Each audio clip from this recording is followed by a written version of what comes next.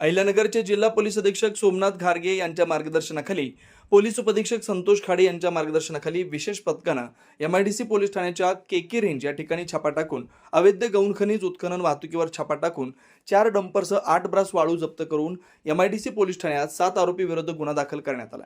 या कारवाईत 61,10,000 रुपयांचा मुद्देमाल जप्त केला। याबाबत डीवायएसपी खाडे यांनी अधिक माहिती दिली। नमस्कार, मी परिवीक्षाधीन पोलीस उपअधीक्षक संतोष खाडे।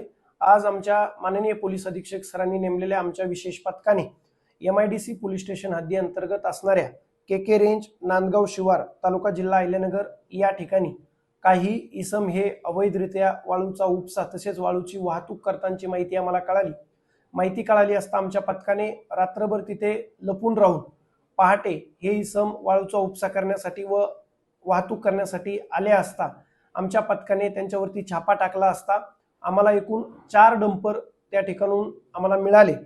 तसेच 8 ब्रास वाळू आम्ही ताब्यात घेतलेली आहे। तसेच 7 आरोपी विरुद्ध गुन्हा दाखल केलेला आहे, त्यापैकी 1 आरोपी आमच्या ताब्यात आहे। असे मिळून आम्ही एकूण 61,10,000चा मुद्देमाल जप्त करून या आरोपी विरुद्ध एमआयडीसी पोलीस स्टेशन अंतर्गत गुन्हा दाखल करत आहोत।